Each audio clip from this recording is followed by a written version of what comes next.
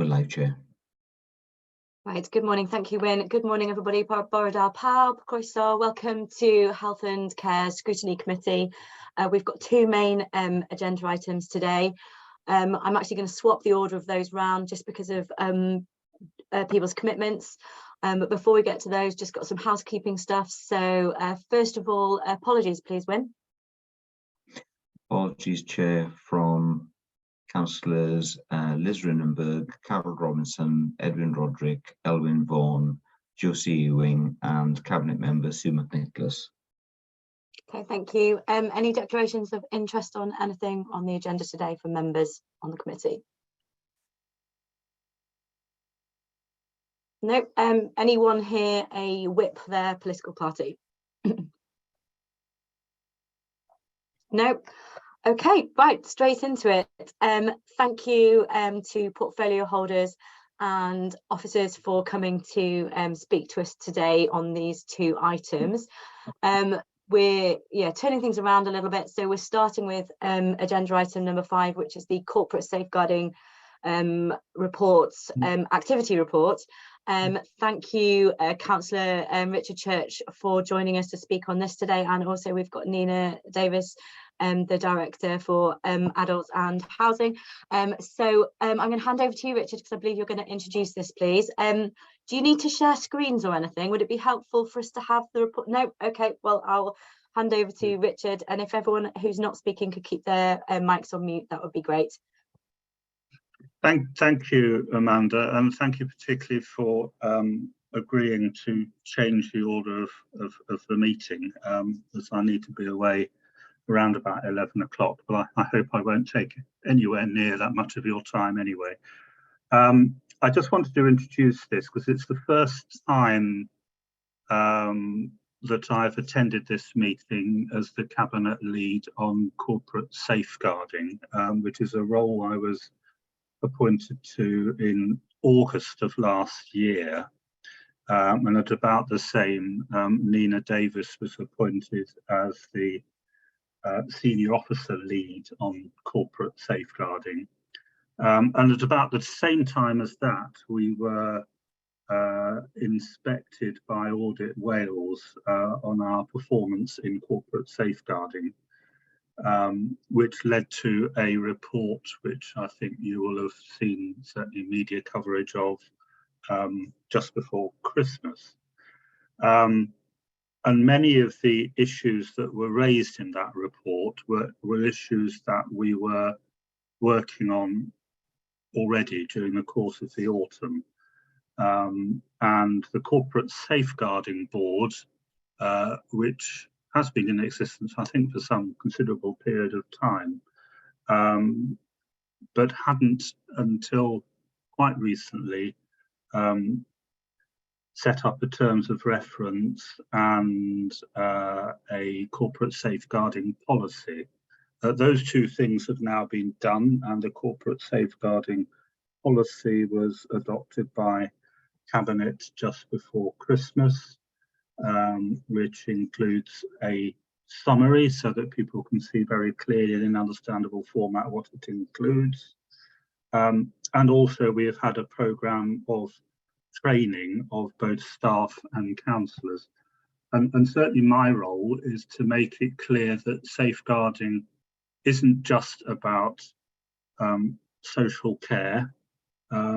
It's not just about children's services. It's about the whole council and everything that the council does. Education, leisure services, libraries, all staff, wherever they work within the council, have a role in ensuring that vulnerable people are safeguarded. And all councillors do as well. And I'm pleased to say that councillors now, overwhelming majority, I think there's only 1 or 2 left to go, the overwhelming majority of the councillors have now undertaken corporate safeguarding training. So thank you, thanks to, I should imagine, all of you here for doing that training. And I think probably from that you will understand how you can encounter circumstances in which you might be concerned that a vulnerable person is at risk of exploitation or abuse. And I think that's something that we all need to understand across the council. So with the policy now adopted and the training having been done, the Corporate Safeguarding Board is now meeting quarterly and reporting both to Cabinet and to yourselves. As I say, it could involve issues that cover other scrutiny committees as well, but we don't want to overload scrutiny's work. So we felt that probably the most relevant scrutiny committee we could report to anyway is this one. So really with that, I'll just hand over to Nina and let her talk you through the report. Thank you. Thank you, Councillor Richard. Thank you, Chair, Borda, everybody. My name is Nina Davis. I'm the Interim Director of Social Services and Housing for Powys County Council. And as Councillor Richard has already explained, I took on the role as the lead for corporate safeguarding back in the summer of 2022. The report in front of you today is following the Corporate Safeguarding Board that took place on the 5th of December last year. Just to note, this board meeting took place before we received the final Wales audit report into corporate safeguarding. That report is going to be discussed at the Governance and Audit Committee on the 9th of February. And the detail, obviously, then the next Corporate Safeguarding Board will be held on the 9th of March. We're looking hopefully to come back after that next board meeting to scrutiny, and at that meeting we'll be, if it's all right with the chair and yourselves, we'd really like to look through the action plans in detail and show you all the work that's been undertaken over the recent months in terms of corporate safeguarding, and also talk to you and have your thoughts on what future work could be undertaken as well. So moving to the activity update, there's a number of items discussed at that board meeting on the 5th of December. The first one was an update on the Wales Audit Office safeguarding audit. So we were expecting that final report at the end of December. A draft development plan had been developed through the autumn to address what we expected to come out through that audit report, and also other items that we'd picked up on as officers and councillors on the board during that time period. The Corporate Safeguarding Working Group sits below the board, and that group meets regularly to review progress against the development plan and to look at general corporate safeguarding. So just as Councillor Richard said, this is everybody's responsibility. It's not just social services and education.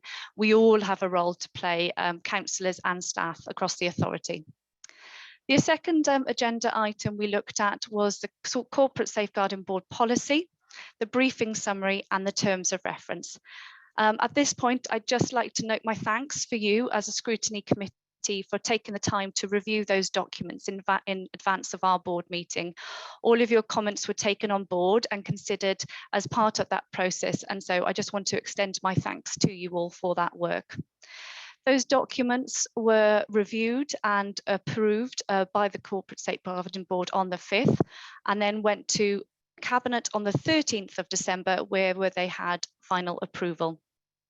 Translation and graphics work is underway, and there will be corporate communications in due course. We're also working on inter and intranet landing pages, which are very nearly ready. So the next time we come to scrutiny, I'd really like to take the opportunity to share all of that work with you and have your thoughts and opinions on that. Corporate Safeguarding Self-Assessment Toolkit was next on the agenda. Work was underway at the time of the meeting to look at how self-assessment for safeguarding could be included within the wider corporate self-evaluation work that heads of service already undertake. We felt it was really important that we avoid duplication and repetition and really embed safeguarding into corporate arrangements. So the toolkit has various standards to help heads of service consider safeguarding and inform their own action plans to focus work for the year ahead. The action plans will be reviewed at Corporate Safeguarding Board and will bring to you as well as scrutiny for your thoughts. So moving forward as scrutiny, we'd really value your input into those self-assessment reports and action plans moving forward. Reports into Corporate Safeguarding Board, we had discussions about how specific safeguarding information and data should be shared. We are looking to see whether we can develop a safeguarding dashboard, which would be a live link that could be shared with yourselves as well. And we'd be able to pull the kind of relevant safeguarding information together into an easy to use dashboard, so we could keep a track of information from across a number of services. Very much a work in progress at the moment, and again, something we'll look forward to bringing to you in the future. We had a discussion on young people's housing, which is classed as people of 16 and 17 years of age. Powys has had 14 homeless presentations between April and November of last year, although 2 of those prevented twice, so 12 presentations in total. We had a discussion around homeless increasing generally and the impact that has on young people. We noted the benefits of collaborative working between social services and housing. And we also discussed the reasons for homeless presentations. And for the young people that we were discussing, it was the highest reason was when relatives or friends are no longer willing or able to accommodate the young person, with Newtown being noted as the area of the highest number of presentations. We next discussed elective home education. So numbers of children and young people being educated at home has increased. Obviously, these figures do change daily, but we do see more at secondary education level. Contact with these families by officers has increased from 29% in January of 2022 to 95% in November, which was excellent, and the board noticed that really pleasing increase. Communications are seen as key to supporting reintegration, supporting education and safeguarding. We did note however, these posts were grant funded, so concern about whether those posts would be able to be continued once that grant funding comes to an end. It was noticed that families may not tell us as authority that they are home educating their children, so that there may be unregistered families. As such, it's important that officers pass on information when or if we become aware of families home educating. Mandatory training is an area that the board will be keeping a close oversight on. Councillor Richard has already noted that councillor compliance with the mandatory safeguarding is at 98%. So just to reiterate Councillor Richard's thanks to all the councillors who've undertaken that training to date. We looked at figures for level 1 training. VAUDA SV sits at 79% at the order end of Q2, which is above the Welsh average of 64%. 420 staff have received level 2 Ask and Act training. It exceeds the 2022 target, with a digital version of the training being co-produced with Ceredigion. Champion training also starting in December, with the white ribbon steering group is got in place with 17 ambassadors and champions, with publicity and awareness events planned in the new year. The VAUDA SB policy is going to policy forum shortly at the time of this report. So compliance with safeguarding mandatory training for staff had increased to 66.5%, but this needs further work, particularly with hard to reach service areas.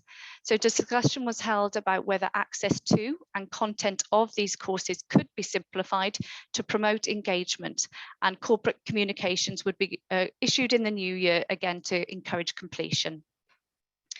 Adult social care safeguarding, it was highlighted that the highest number of safeguarding referrals in a year were received in November, with 137 referrals coming through to the team. Future agenda items to include work around child employment permits, update from service areas about National Safeguarding Week, progress with the safeguarding dashboard, and of course, agree and review the progress against the development action plan moving forward. So as I noted earlier, the future meetings, the next meeting is the 9th of March. So just to note, the recommendations that have come through from the Wales Audit Office, once we go to governance and audits on 9th of February and discuss with them there, those recommendations will be going on to the corporate regulatory tracker. And there we will be monitoring the performance against those recommendations through the quarterly performance monitoring processes and procedures in place. So, Chair, thank you very much for that, and happy to take any questions you may have. Thank you. Thank you, Nina. Thank you, Councillor Richard. Yeah, obviously this is a bit of a journey. I don't really like that word, but it is, in terms of us developing a coherent set of policies and a coherent agenda around this with the council. I know that there will be some questions from members, and we did have a pre-meeting before where we talked about sort of the background to this before, and sort of an overarching question that's come up during that pre-meeting is, as part of where you've got to today and as you're going forward, what lessons have you learned? I don't necessarily mean just in terms of the systems you need in place regarding this, but in terms of areas where there were gaps in our understanding maybe of all the areas that could apply to this corporate safeguarding issue, or where we feel like we need to do more. What areas of learning have you reflected on so far, and that are the main sort of points that you feel need to still be developed? Thank you, Councillor Amanda. It's a really good question. I think for me, a few really simple ones is just, as boards and meetings, I think it's really important to refresh and review your terms of reference regularly, to remind yourself of what it is that you as a group or a board are meant to be achieving and what you've set out. We were at the stage where we weren't delivering everything that was set out within the terms of reference for the board.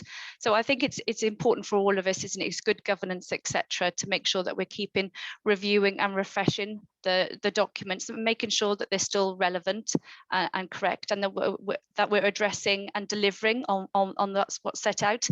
There's, it's important about, making sure that we've got the right policies in place as well. So, and I know we've now got a corporate policy tracker in place. So to make sure that across all the policies across, the council, that we've got those in a single place, in a single depository, with refresh dates set in place as well. So again, making sure that we're keeping on top and up to date and delivering on those policies as well. So a lot of lessons learned, I think, but a couple of the key ones for me is in the importance of good governance of both policies and boards and meetings, etc., moving forward. So just on from that answer, then, you saying that it was more in terms of the systems and obviously the governance in place, rather than there being areas in some of our service areas where we hadn't considered potentially could have a corporate parenting aspect? There were it's very much the corporate, how we oversee things corporately in terms of safeguarding. Service areas where we're doing lots of really good work. For example, we've got volunteers in place across different service areas, delivering fantastic work across the county for us, haven't we? But we didn't have an overarching volunteer policy. For example, we've got individual service areas doing things, but without a corporate kind of policy. So nothing of a concern happening. It was just bringing everything together corporately and having that oversight of it. That was the kind of main concern and area of improvement. And that was what the audit reflected. It was. Yeah, thanks, Nina. Councillor Chris.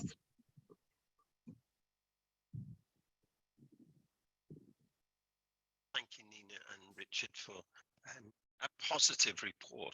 I think it demonstrates the vast amount of work that's been done and I've got a couple of questions, if I may.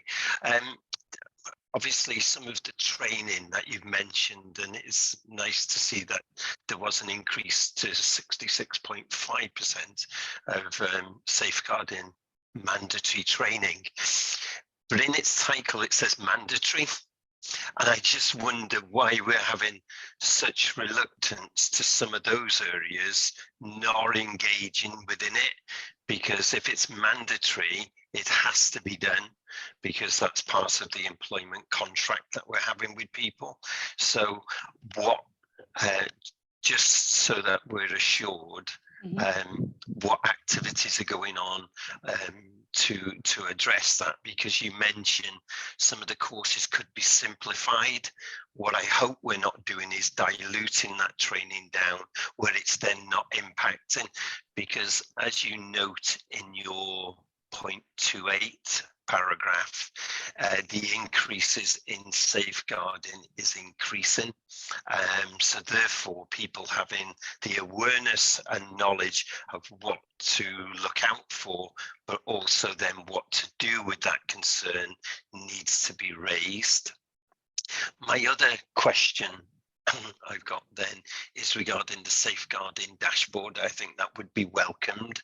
Can I just check in relation to that? Is that an internal system or is it external? Is that using an Excel spreadsheet, or is it going to be using a specific type of software on the, and what is the timeline for that to be delivered? But well done on the work to date. I think it's really good. Thank you, Councillor Chris. Some really good questions there. In terms of training, we tend to see compliance is lower in areas of high numbers of frontline staff, for example. And one of the reasons for this is a lot of the staff wouldn't have access, you know, they don't have laptops, they don't have access to IT as part of their roles, for example. So they tend to be the groups that are harder to reach in terms of mandatory training generally. So I know that the team are working with service areas to see what else we can be doing to make sure that everybody has the chance to engage with this training. So we're looking at depot talks, you know, getting groups of staff together to undertake training together, access to the technology, you know, not everybody's got it, so we're considering how else we can do, whether people can access, I think whether they're looking at an app, whether people can use their personal devices, for example, to access the training. Communications is really key, so the team are sending out communication and reminders to people to the need to do this mandatory training. And of course, there is always a turnover of staff, so there's always new staff coming in that need to do the training, and that can take a few days as well. Compliance has increased again since that information that was given in the report to you here today, but there's still more work to do. So I think that the training and mandatory training compliance is something, you know, you as a scrutiny would be, you know, be really valuable to make sure that you keep challenging us on what we're doing moving forward in terms of that, because you're right, it's absolutely important that everybody who works for the council understands their role and responsibility in terms of safeguarding. In terms of the dashboard, it's going to be an internal. Sorry, there's obviously a dog. I don't know if it's your, if it's not Nina's. Can whoever? It's mine. It is, and Amanda's. Apologies. Do you want to just put your mic on mute, I please? will do. Yeah. Thank you. Thank you, Chair. And then Councillor Chris, going to the questions about the dashboard, it would be an internal system that we would be building ourselves. I'm afraid I'm not very techie, so I couldn't answer the questions about how that would be built, etc.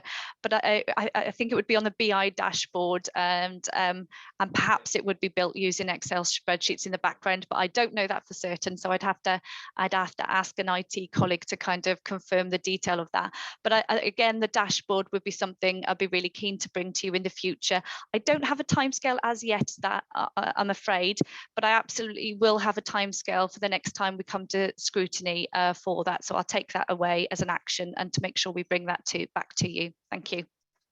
Thank you. Thanks, Nina. Thanks, Chris. Any follow-up, Chris? No, I mean, that's fine. I think it's just us asking the questions, and I'm assured that there is activities going on in the background. I mean, for it to increase from the previous time demonstrates that something has happened, but it's not taking our eye off the ball type of thing. So it's just keeping that pressure on to make it happen, because that's in the benefit of the clients and people that we see. Thanks, Chris. Councillor Gareth. Yeah, just very quickly, Chair. I've just put a note in the chat. I've done a calculation. The 33.5% of the staff who haven't done the mandatory training equates to 2,000 staff. So that's a massive amount. You know. I can't confirm the numbers. Sorry, Gareth. Well, sorry, I've gone off from the other report where the FTU, the number of head counts are included. So that's what I've gone off. I've just done a simple multiplication, but 2,000 is a alarming number of staff that haven't done the mandatory training, in my view. Presumably, Nina, are there some issues with some staff that maybe as part of their job they don't access computers all the time? Yes. And is there I know you've said of looking at it in another way, of delivering it in another way, and I completely agree with Chris that we don't want to water it down. Can we just give them a physical copy of it? I know there are videos and stuff within it. You're right, and it's something that we need to make sure that we are creative because there's a huge number of people who work for Powys County Council that don't have laptops, that don't access emails, that don't access IT as part of their roles, and they usually are the group of workers that it is more difficult to engage with in terms of mandatory training. So I'll take this away as an action as well, that I can come back with a more detailed update. I'll take it back to the board as a challenge from yourselves as a scrutiny, and come back with the full list of what is happening to make sure that we engage with workers and all staff as much as possible. But yes, technology is definitely a barrier. But also, get their line managers involved and see whether they can do something together as a team whilst they're having a meeting. Yes. I think that is happening. Yes, sorry for interrupting, Chair. But yes, we are bringing people together to try and get people around together as a group to deliver that training. So yeah, that is something that is happening. But you're right. Thank you. And I think a breakdown by service area of those who haven't done the training would be good as well, so we can have that understanding of the risk. No, thank you. That's a really good point, Councillor Gareth, and I'll action that and bring that back next time. Thank you. Thank you both. Any other questions from committee members? I can hear someone's got talking in the background. I'm not sure if that's. Any other questions from committee members? No, I've got a couple. First of all, I've been given an action behind the scenes, and I think it's a really important one. That obviously there's quite a lot of crossover areas in this, which Nina and I have had the conversation as to whether this is the right committee for this area of work to come to. I think probably on balance it is, but my concern is, there's obviously issues of relevance in housing and education and also the general workforce stuff. Does that actually fully sit comfortably under this committee? I'm not 100% sure. So one of the actions that's been given to me is potentially to schedule a formal or an informal, I think there needs to be given some thought, catch up with the other chairs of committees to make sure where there are crossovers, we've kind of dotted the I's and crossed the T's. So if there is, this training issue that's come up, perhaps that's something that the employment committee should be aware of. Or, if something was to come up in elective home education, maybe that's something that the Education Scrutiny Committee could consider calling in more generally. So I think that's a really valid point, and I'm going to take that away. I just have a sort of an observation and a question really. Nina and Richard, a lot of this is to do with spotting signs of safeguarding where maybe safeguarding issues have already happened, and how, as corporate parents, we if we see those signs, how we then respond to them. Is there a place within this strategy for us to actually be much more proactive and preventative in terms of our corporate parenting approach? There are loads of training schemes available in preventative areas. I'm thinking things like safer internet use that all of our foster carers get given, that potentially could be rolled out as not as a mandatory thing, but obviously I as a parent myself, I have learned the dangers of Roblox this week, and I would like to access better internet awareness training for my own role as a parent, and I'm sure that there will be parents across and carers of children across, you know, powers that may want to inform themselves better, which is more of a preventative approach. Another area I'm thinking of, and I'm not sure if this comes under your portfolio or not, Richard, but is the crossover with leisure and safeguarding in sport. And I think I've mentioned to you this before already, Nina, about safeguarding in sport is really not an obvious thing to think about, because generally parents are just so enthusiastic about their children being sporty. But there is a fine line of where safeguarding issues can actually crop up, and it's whether or not there's work for us to do with third-party organisations on a preventative angle, a training element, as well as spotting signs of safeguarding in sport. I'm just, you know, trying to think outside the box a bit, because I can see what we're doing is absolutely excellent, but potentially we could lead the way here in terms of being more preventative. So those are just some thoughts for me. Oh, actually, no, there was another one I want to make, and I don't know whether I'm sort of taking a bit of a social services hat off, but in terms of the elective home education stuff, I know that obviously the law around that has changed, and there's legislation that's coming forward from Welsh Government in relation to things that the council will have to do. Do you agree that it's really important you get the narrative right and the communication right that sits with this? Because I think that there's an argument that home education, it really shouldn't be demonized. It's absolutely the right thing for many children. And what we don't want to be doing is saying, oh, home education, that's a safeguarding concern, when it really isn't. For you know, 99.999% of children. The reason why this is on the agenda is because there was a case that slipped through the net in Pembrokeshire a few years ago. I don't know if people remember that. But in order for this to have a preventative and to make sure you have that whole cohort of people on your side, the narrative needs to be right with that. So those are just some observations from me. Sorry, I'll stop ranting now. I'm not ranting because I'm pleased with everything that's been done, but those are just some comments from me. I don't know if anybody wants to respond to them. Councillor Richard, I can see you've got your hand up. Yeah, thank you. Yeah, I think you make some very valid points, which are mainly around general public education rather than just our own staff, and in fact I think what we have, or certainly I as a councillor have learned from doing the training, is observing things going on around me, around, you know, my everyday life, not just in my role as a councillor, in the way I see people interacting with each other, etc.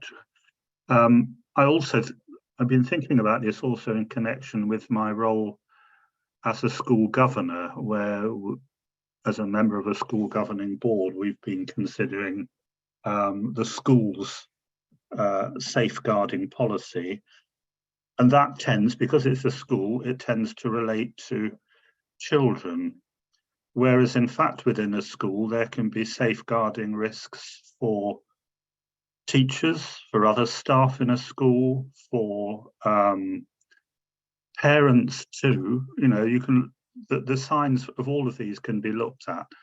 And then it trips over, as you say, into education for parents too. Whether or not that's a role for the council or how much we can invest in it, I don't know.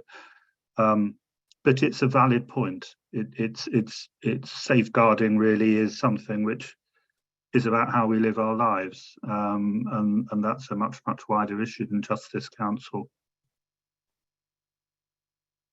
Thanks, Richard. Sharon, did you want to come in?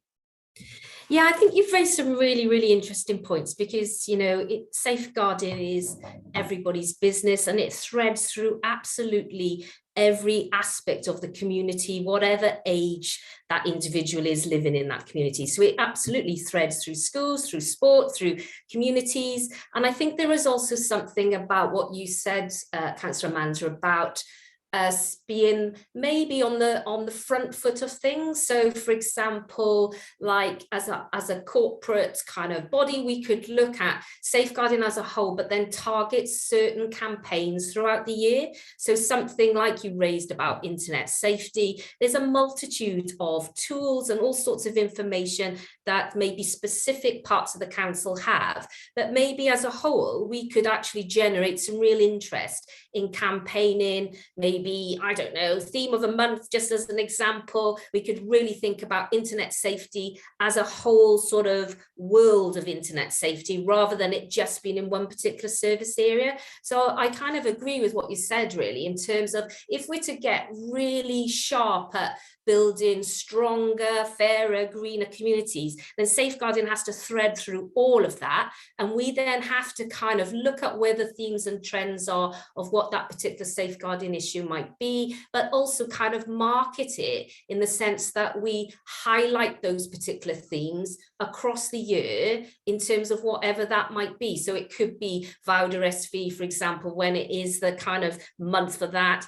but it could be internet safety in a different month. It could be safeguarding in sport in a different month. I think the safeguarding board and the information that's been presented today is really good, huge step forward in terms of bringing that governance to it. But I think there's a lot more we can do in terms of looking at safeguarding as a whole across the whole council, and then look at what are those areas that we really want to target to build those stronger communities. Because like I said, safeguarding will be happening everywhere at all sorts of different levels for all age people. So just to reflect really back, that I thought what your comments were really interesting, and I think that's definitely something I've written down about, maybe thinking about some themes that we could kind of develop over a year.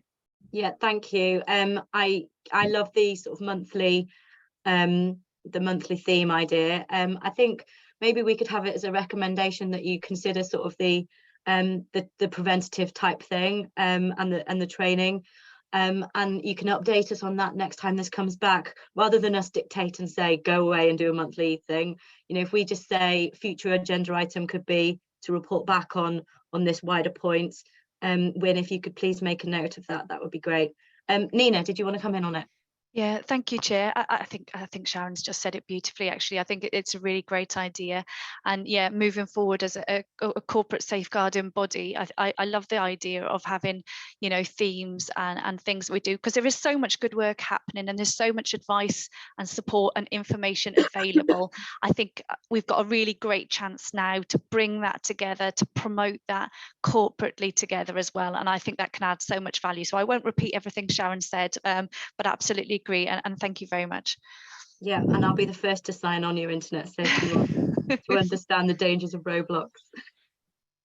Yes, look it up, parents, please. Right, any more questions from members? No, great. Well, thank you, Councillor Richards, Nina, and also Sharon. Then that's been really interesting, and we look forward to that coming back. And now let's move on to the next item on the agenda. We're nicely ahead of schedule, which is the corporate improvement plan. I know we've got Councillor Sandra here. We've got Nina. Who else is leading on this, please? It should be Catherine and James on Catherine presentation, and Emma's present as well. Of course, sorry, Catherine and James. So yeah, so I'm going to hand over to you guys. If you want to do your presentation, we have got quite a lot of questions planned. Some of them may get covered already in your presentation, but I'll hand over to you, members. We'll do questions after the presentation if that's okay, but please put your hand up as and when, so that I can come to you first. If whoever gets the hand up first gets the first question. Okay, over to you guys. Thank you very much. Can you see my screen, everybody? Okay, so moving on then. So the corporate plan itself has been on quite a journey to get to this point. We've had numerous workshops and engagement sessions, and the plan has been informed by a wealth of insight and intelligence from a variety of sources. One of the main areas that we used was the wellbeing assessment that was conducted and published in March of last year. As well as this, we've had resident engagement and feedback through a variety of methods, and these have happened at different points, as we'll see later on. So what insight has informed the corporate plan? Well, the wellbeing assessment, as mentioned, is one of the main ones. It's something that all councils in Wales have to do as part of the Wellbeing of Future Generations Act 2015. And this act really seeks to improve the social, economic, environmental and cultural wellbeing of Wales. And it helps public bodies work together to become a more sustainable Wales. It's intended to help create a Wales that we all want to live in, both now and in the future. So the wellbeing assessment was conducted, and at that time we had a Living in Powers survey. So this was conducted early on in the process. We engaged with residents and asked them, all sorts of different questions, which we'll see in a little while. As well as this, we also conducted a wellbeing assessment survey, which went out with the draft wellbeing assessment in the autumn, and also the corporate plan engagement survey, which was also out in November, December of this year. So in terms of the wellbeing assessment insight that we know about, it's important to note as well before we move on that the wellbeing assessment itself was published in March 2022. And so the report was compiled before then. Therefore, all of the facts that we'll be focusing on here are from that time period of publication. So we knew that there were 58,345 households in Powys, and the average household size was 2.2 people using Welsh Government statistics. And at the time of writing, we had 3,500 people on our housing demand register, and a quarter of those were already known to us. They were our existing tenants, and many required smaller accommodation, often 1 or 2 bedrooms. According to the Future Trends report by Welsh Government in 2021, the number of people living in single-person households, they said that it was likely to increase in the future. So it's predicted that Powys single-person households will increase by 4.2% over the next decade. Powys already had a higher than national average level of single-person households. So with this trend set to increase, this would put pressure on our single housing stock here for future generations. So all of the above really indicated there's a need for smaller homes that are affordable and sustainable and dotted all across the county. As you're all aware, inflation in the UK has risen, as well as increasing fuel, food and transport costs. And Powys is no exception to this. The cost of living here has always been more expensive than the rest of the country. So as the cost of living has been rising, this has been putting pressure on people and families in Powys. So at the point of writing, we had 4,088 families living in absolute poverty. 31% of these were lone parent households. So we need to do more to understand the situation of those living amongst our communities, because as the cost of living is increasing, many families are experiencing hardships, and this is having an effect on physical health in terms of heat or eat, or mental health and their ability to remain in their own homes. 17% of people in Powys report feeling lonely. So if applied to the current population, there could be potentially 22,600 residents across Powys who are feeling lonely. And we know that as you get older, you're at a higher risk of becoming lonely. And as people are living longer, there'll be an increased need for help and support in their own homes. And we do know that by 2043, the population here that are aged 65 and over are projected to increase by a quarter, so 25.2%. Another impact of an ageing population could be a continuing rise in unpaid carers. During the 2011 census, 12% of people, so 16 or just over 16,000, were unpaid carers. And we know that there are more in the south of the county, particularly the Ystrad locality. In the last 10 years, the ageing population has seen a large increase in the number of carers, and with added pressures due to coronavirus, the number of carers will have increased more since then. The coronavirus pandemic also increased existing health inequalities. Deprived groups were more vulnerable during lockdown and had declining income. Mental health issues were also increasing due to the pandemic. And for working age people, the most common mental health disorders were anxiety and depression. We knew that a quarter of older adults had depression and required an intervention, and over 40% of those were in their 80s. This was using Powys Teaching Health Board statistics. 23% of respondents to our survey that we put out highlighted that they had had mental health issues. So more work needs to be done to understand mental health across the county. In terms of the economy, 79.2% of people were economically active and just under 18% self-employed.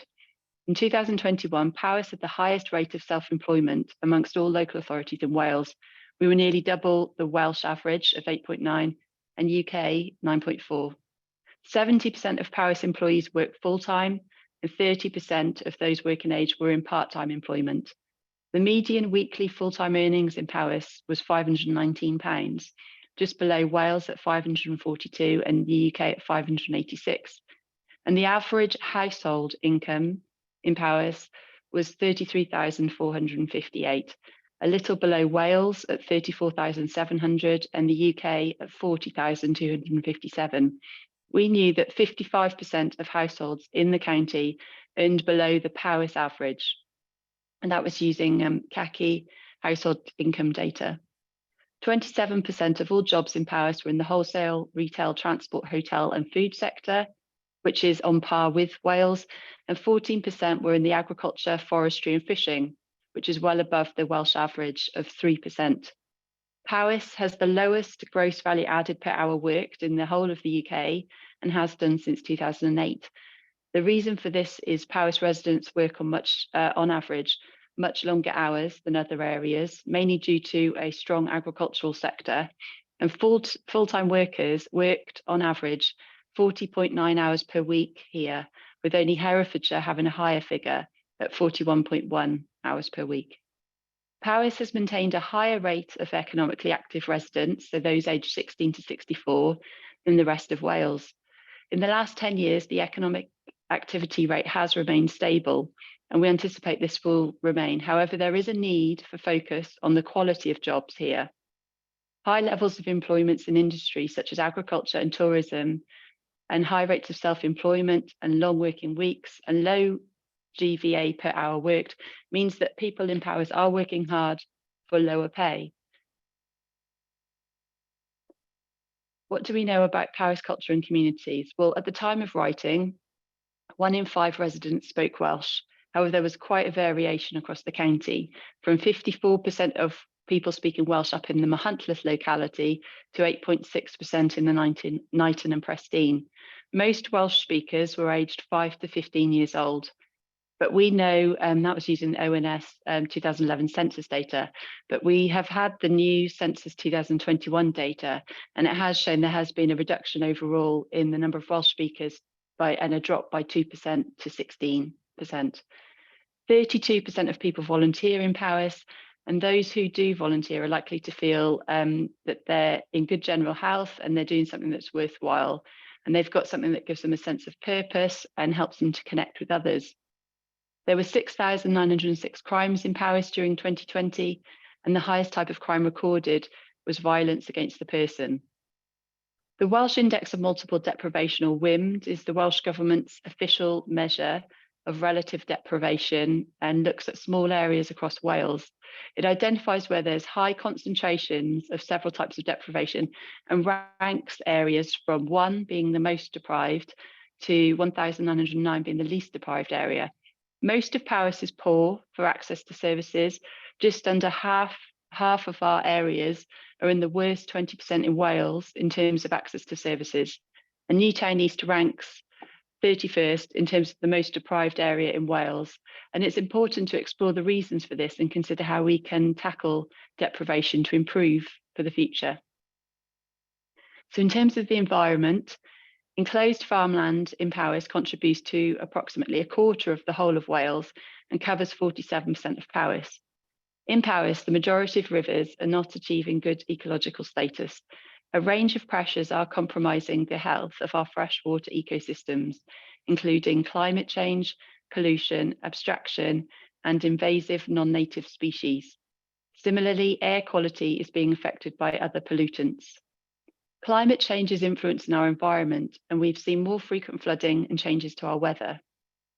In terms of energy efficiency, Powys is a large county with many older, inefficient houses, and there's a reliance on solid fuels due to the location of many, unless they're in more urban areas. And many households run more than one car due to limited public transport and the location of their house. In terms of the feedback from our engagements then, so the first survey that we conducted during the wellbeing assessment was the Living in Power survey, and this ran in June and July 2021. We had a total of 475 respondents, and a variety of questions were asked around the 7 wellbeing goals, which is to have a more equal Powys, a prosperous Powys, healthier Powys, a Powys of cohesive communities, a globally responsible Powys, and a Powys of thriving Welsh language. So the top 3 priorities at that time that people felt to put in a wellbeing plan were providing accessible services tailored to people's needs, tackling isolation and loneliness, and supporting increased digital access amongst those residents with lower usage rates. So then, after compiling and drafting the wellbeing assessment in the autumn of 2021, so in the November, December, we launched the wellbeing assessment survey, which went out with the actual draft wellbeing assessment. So the survey was a follow-up to see what people felt at that time.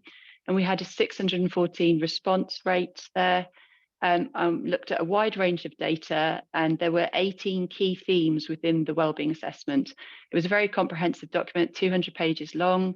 And so of those 18 themes, respondents were asked to pick the top 3 they thought were most important to wellbeing in Powys. And so the top 3 were health and lifestyle, educating our children, and jobs and wages. And the least 3 that were felt like less important were Welsh language, forestry resources, and tourism. So at the end of last year, we engaged on the draft corporate plan in November and December, and we had 614 responses in total. And this feedback has been reflected in the plan. And much of the feedback was really just to make sure that we did focus on linkages in terms of the economy as such with the Mid Wales Growth Deal. And to be fair, many were positive and happy with the approach taken. Thank you. Thanks, Catherine. What's next with the presentation? Was there? No, that was the end of the presentation. So you now have the draft corporate plan in the agenda pack. The corporate improvement plan. Are we having one of the? Hi, Emma. Hi, Chair. So with the corporate plan, basically we have to consider the intelligence that is before us, and the plan itself will set the direction for us over the forthcoming years, certainly the term of this cabinet. Over the summer period, Catherine has touched on it, as well as engaging, over the summer period, there was the engagement with the wider members or representatives across the organisation through a number of workshops. And then towards the end of the year, there was engagement with wider public. You'll see with a small response rate in respect of that, and that's something that's been picked up by other scrutiny committees this week. We need to move forward with the plan in parallel with the medium-term financial plan.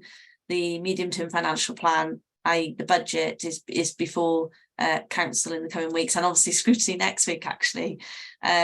So the section of the plan on budget is empty at the moment, is blank, because it depends on the budget going forward and whether there would need to be any modifications made.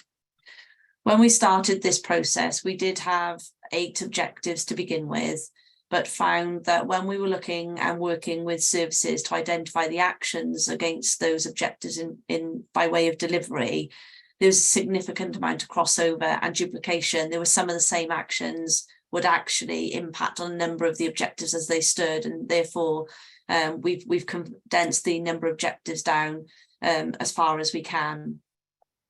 Throughout the plan, though, climate and nature are key, and they are critical in terms of understanding the impact of our actions on climate and nature, and also equalities. So rather than these elements being separate, we are looking to develop the impact assessments further that would allow us to look through the lens of climate and nature when taking policy decisions before cabinet going forward, and I think that's a really important step.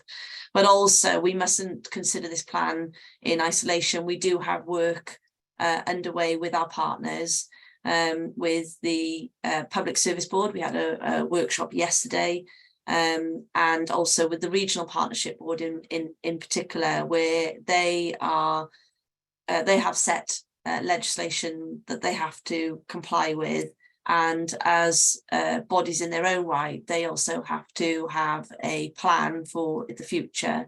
And what we're trying to do is work very hard on making sure that there are synergies between, and that we don't end up duplicating the work that's taken place elsewhere. That said, we have had feedback already from the committees that we've engaged with already, as in scrutiny committees. And one of the things that came from the Economy and Residence Committee in particular was the fact that we hadn't really been explicit in the plan that's before you today around partnership, co-production, collaboration. And I felt that that was a fair challenge to us, because as officers, it's almost implicit in terms of the way we work, but actually we should have been more explicit about the terminology, so that it was clearer for all. And just to bring this scrutiny up to speed, we are taking on board comments and making modifications behind the scenes. So we would expect to see changes to some of the terminology in the final draft that goes before Cabinet and then fundamentally Council. So Catherine, myself in the main are here, and we'll take questions that we can, but we have also got the Director of Social Services, Nina, and of course, this is health and social care, so I appreciate we'll be focusing on that area.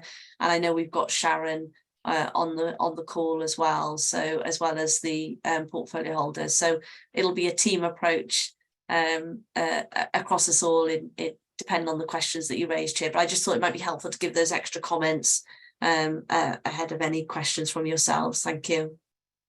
Yeah, thank you both. We've got a couple of portfolio holders. I know we've got Sandra and Sian. So I just would like to give you the opportunity, really. Obviously, you've been part of developing the council's vision and attended the meetings regarding where this has got to so far. So I just wondered if there's anything you wanted to add with your portfolio hats on in terms of this document.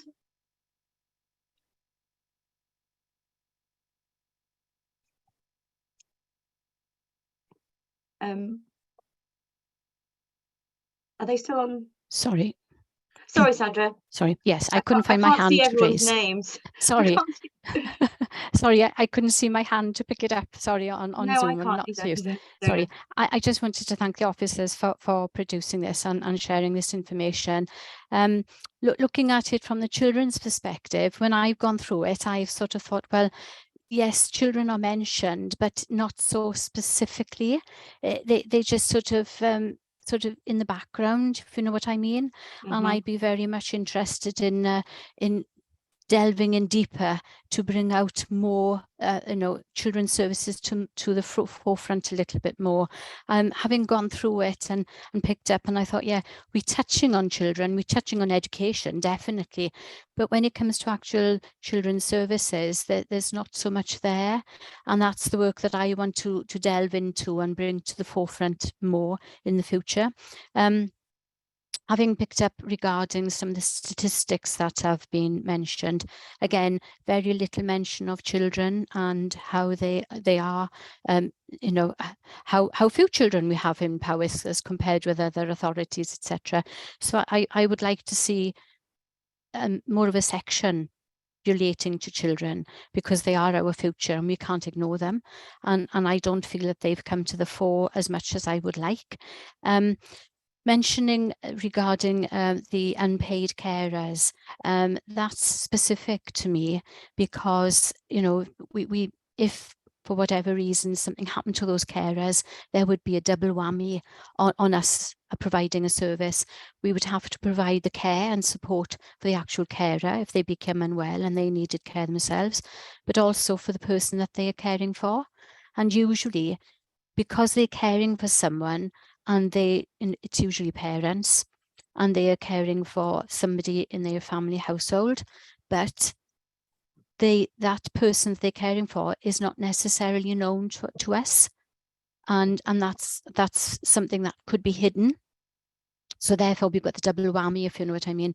But bearing in mind that there are also children who are carers. Yeah. And, you know, we have people who have drug, alcoholic abuse, etc., and mental health issues, and parents do really depend on their youngsters. And I'm wanting to do some more work there to develop and bring that out, and to identify our youngsters who are actually caring for their families or caring for their siblings, and providing support for that. But as a whole document, as I said, those are the little bits that I would like to bring into the forefront more. I don't know what other people think about that.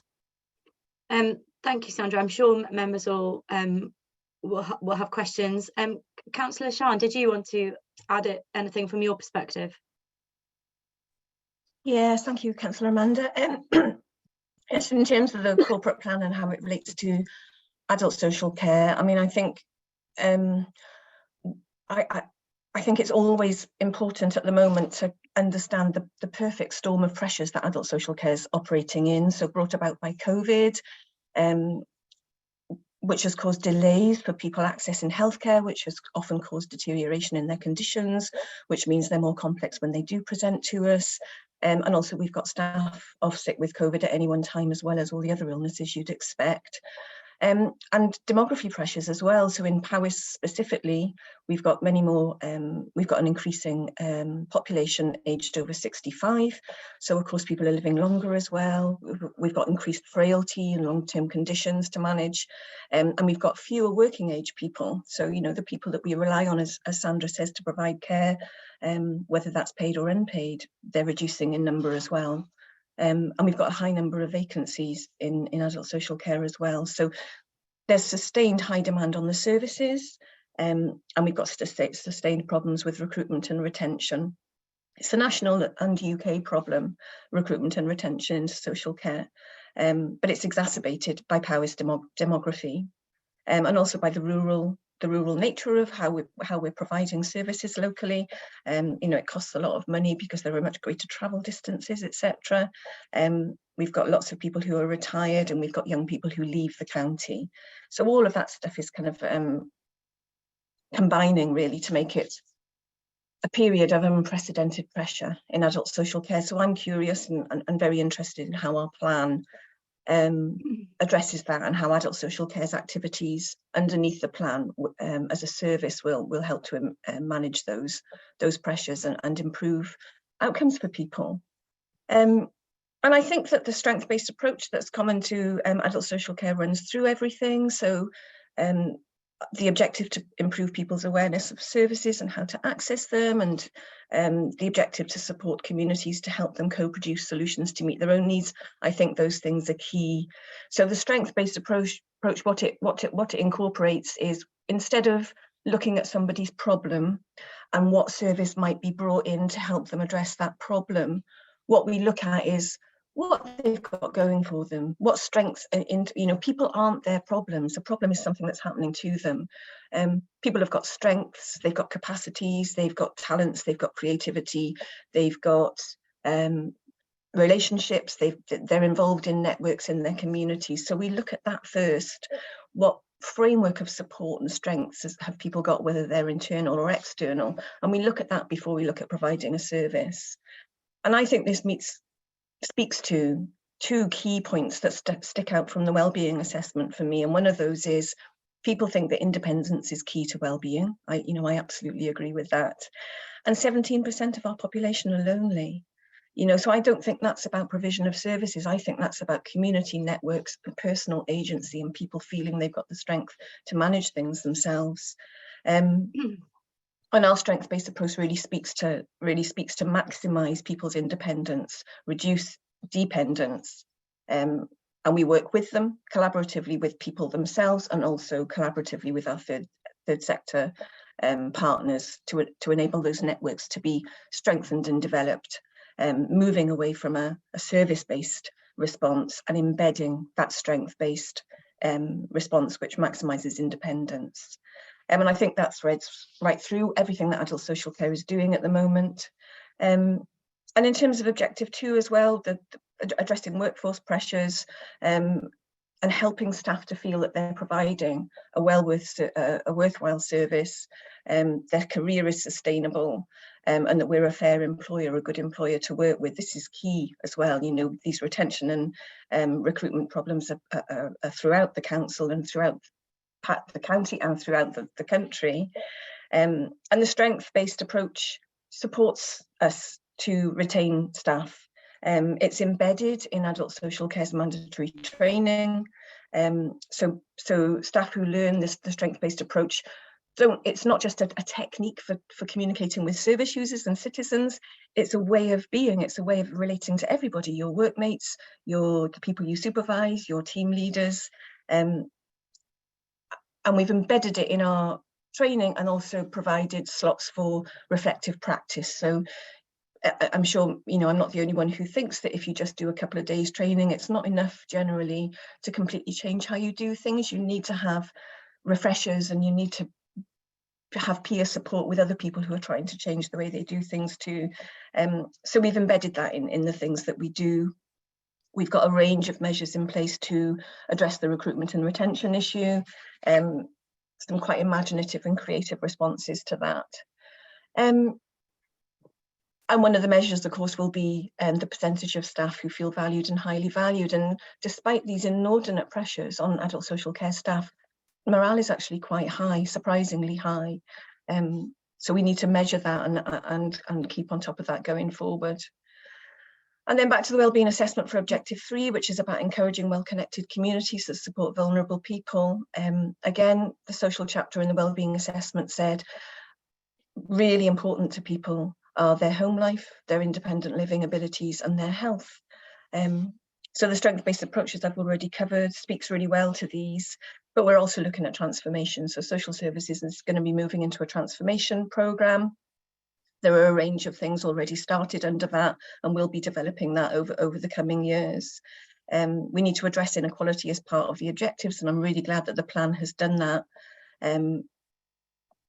It's not detailed, you know, the plan isn't detailed, it's a strategic overview, and it does have to be read alongside various other plans and strategies that are going on beside it, as well as the large scale plans that will be happening underneath the transformation portfolio. So going forward, for me, it always comes back to 17% of our population are lonely, and a range of issues arise out of that, a range of difficulties and problems arise out of that. And I don't think loneliness is necessarily something to be addressed by a service. This is for us as a whole council, not just individual services, but as a whole council, to look at how our communities operate, what strengths are already there, how we can encourage even more volunteering. I'm wondering whether that 32% of volunteering has been affected by the lockdown, and whether there is slightly less volunteering now, maybe because people are going back to full-time work, and that's something for us to examine, I think. But I don't think these problems are to be addressed by necessarily just improving services. I think it's also about changing and transforming the way that we do things, working in collaboration with our communities and all of those volunteers and all of those citizens with their range of strengths and abilities and creativity to co-produce a new way of doing things going forward, moving away from always being about a service and into co-production. People are the experts on themselves. Thank you. Thank you, Sian. I think I sort of had an overarching question, and if members could just start thinking about the questions that they want to ask. I know we've had a pre-meeting, and Councillor Gareth Ratcliffe, Councillor Chris, Councillor Glyn and Councillor Karina, I've already got you noted for questions. But one of the things that I was going to ask is whether or not you felt that this document achieved the right balance in noting, you know, fairly the relevant pressures and interests of today and the next few years.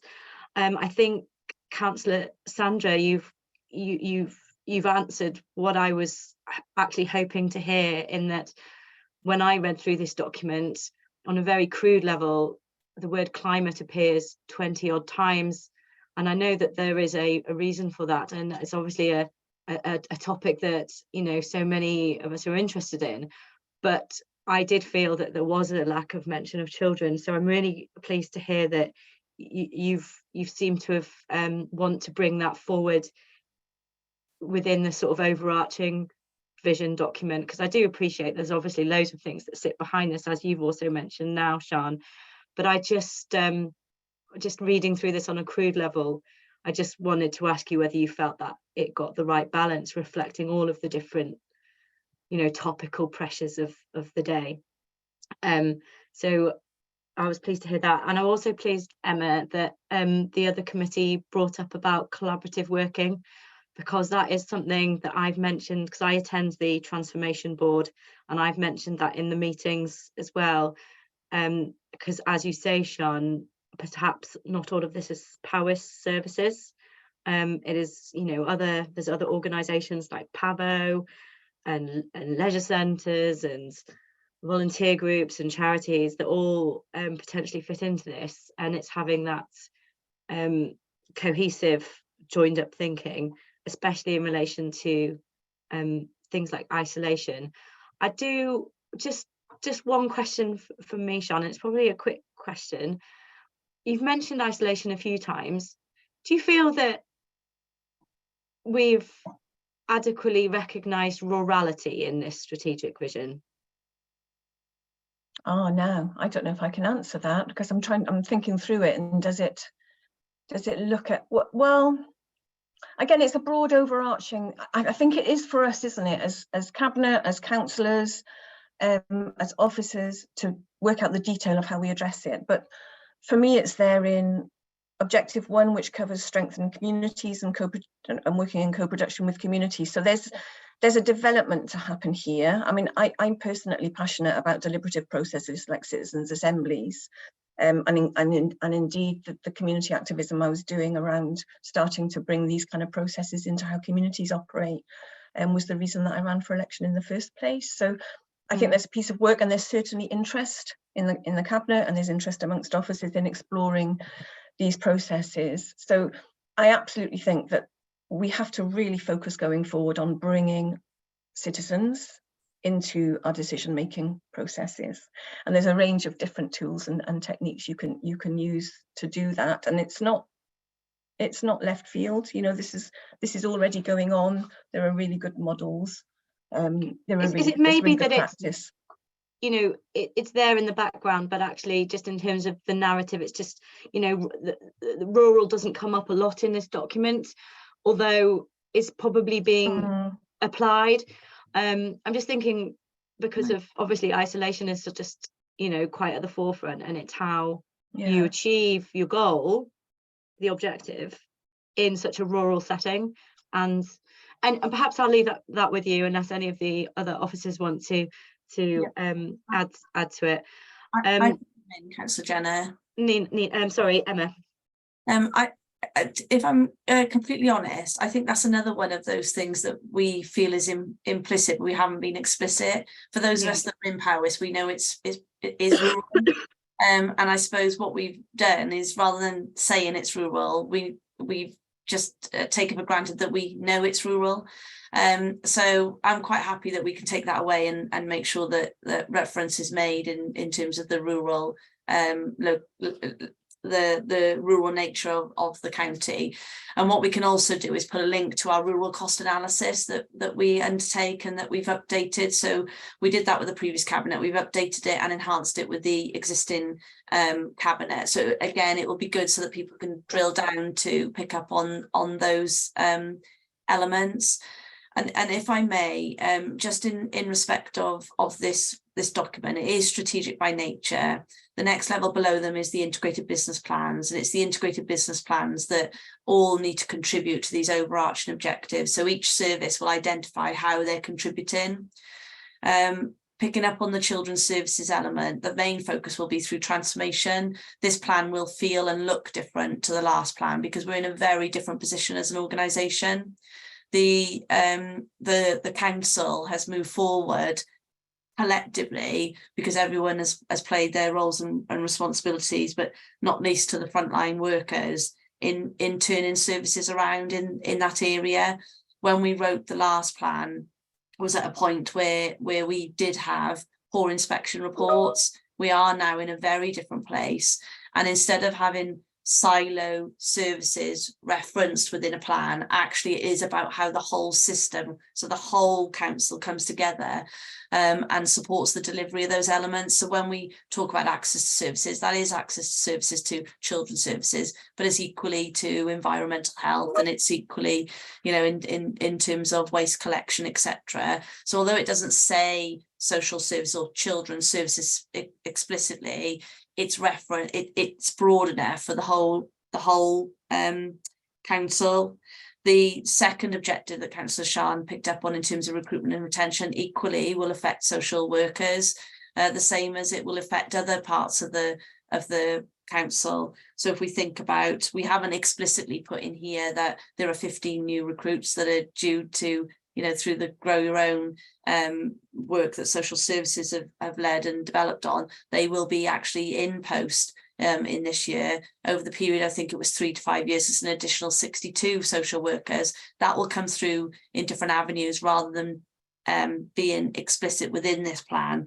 And I'll say the same to yourselves as I did in the economy scrutiny. Been criticised before by having a plan that's 1,000 plus pages long, and who's going to read it? And you know, the challenge is then trying to make it succinct and strategic, but the equal challenge then it doesn't reference everything within it.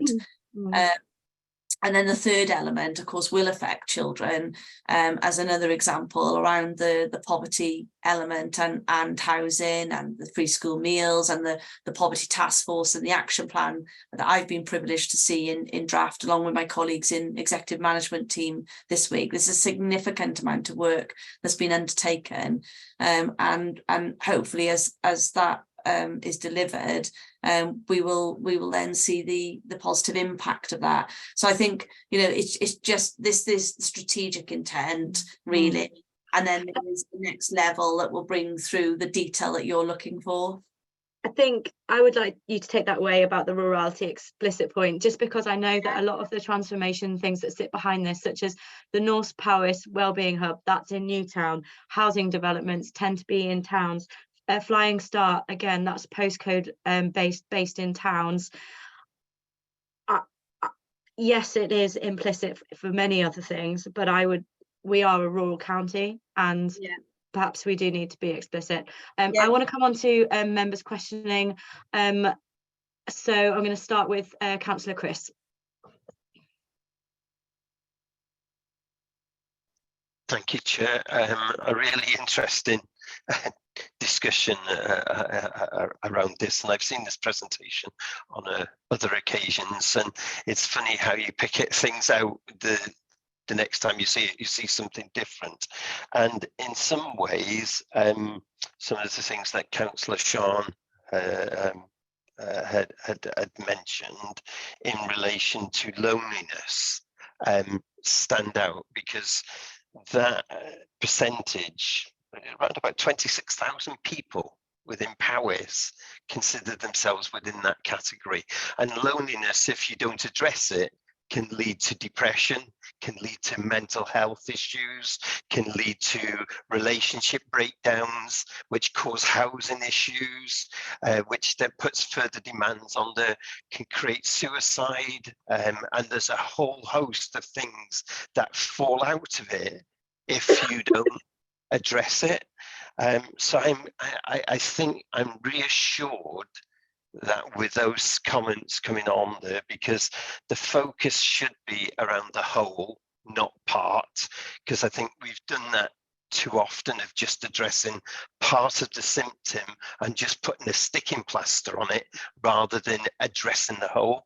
And I think what we're trying to get to, for me, is a proactive model of community resilience. And if you empower your community to make its own positive choices, that's what you can actually do, and you'll prevent some of those things. So I think the prevention model needs to be pushed through, and it's not an assumption. That ties into the rurality issue that you've just mentioned, Chair. And this then opens up another avenue around funding and the Barnett formula being right, because rurality is never really taken as a part of that on there. And I had that debate when I was involved with healthcare services on there, and I just wondered of whether there is going to be some push on that, because we can't assume this in there, because otherwise it'll be missed. Because the other point that I'd just like to make is that in one of the presentations earlier was Powys is poor for access to services. And I then thought that was a criticism, but really it's that rurality issue again. And I seek assurances from the officers and the portfolio holders respectively in that that's related to geography and the rurality, and not because we're not providing those services to address needs that are being identified. The other aspect to all of this, and it goes to page 24 on the pack or page 11, depending which one you're looking on. There's a series of dates on the, let me just pull it up. We've got what we will do, and there's a series of dates in there of March 24 going to March 26, and then the final bullet point says we're undertaking social services transformation across adult social care and children. Can we just unpack what transforming means? Because is that going to be something wowee, or is it going to be what? Because there's no explanation there. And I think that we do need to give an explanation and some timelines. I do appreciate what Emma said, that some of this is going to be in the integrated business plans, and this is a strategic document, but I think that we do need to give some qualifications on that. And is that then subject to funding that's going to be coming through? Because what I don't want to see is that we're doing the rundown to the lowest common denominator because of the impacts on budgets. So I welcome the budget debates that are coming up next week to be able to see what this is, because the budget should be the enabler to make the service look different. What I'm trying to do is get a picture of what does that service look like going forward, so I can then say, yes, I see where that vision is. And I think it was helpful with Sean's comments about this proactive community resilience model, because we've got to see the whole rather than just the part. So some questions in there, Chair. I hope they're okay. Yeah, there's a commentary as well. A few questions and observations as well. I think, should we start with the transformation question, because that was probably the most obvious question within there, and then if anyone wants to comment on the points that Chris made, please do. Who wants to take the transformation question? Which, Nina, do you want to take that from an adult's perspective? Thank you, Chair. I can respond on social services in general in terms of transformation. The transformation, we will be setting up a transformation board for social services. So that will be looking at children's services and social services together. We're looking timescale wise to be starting that piece of work very shortly. As I'm probably you all aware, as a scrutiny committee, we've currently got adverts live at the moment for permanent appointments for a head of service for children's services and for a head of adult social services as well. So once we've got those appointments in place, you know, they will really be key roles for us as part of that transformation journey and helping us to shape that at the moment. So Councillor Chris, absolutely understand, really good questions. We're just at the very beginning of that process at the moment. So, you know, that transformation journey and where we're going to be going, etc., all of that detail will be coming in due course. But it's not at the stage where we're able to put that into a new corporate improvement plan at this time. And just to, you know, pick up a couple of other points that Councillor Chris mentioned there before others respond as well. You know that loneliness agenda as well. I think you're absolutely right. That is so important, and that early help and intervention and prevention work is really key. And that's not just, you know, an impact on Powys County Council services and social services, its impact on health. It's, you know, the huge impact on individuals, and that's the really important thing here, isn't it? You know, we need to walk alongside people, isn't it? We not do two, we need to walk alongside, and people are the experts in their own individual lives, and we need to make sure we work with people to support in what's the most appropriate way to help them lead the lives that they want to lead, isn't it? And so just to say that, you know, I note and appreciate and agree with the comments that you were making there. And housing as well. Quite often housing is so important, isn't it? People's, you know, where they're living and what they can afford to do in their lives. There's all of these really key things that are so important for people. And, you know, the work that the council's doing around the poverty agenda at the moment, it all ties together. So in terms of the corporate improvement plan, you know, I welcome the work that's been undertaken and the approach taken. And it's about getting the balance right, because the corporate improvement plan, it does need to be strategic and high level.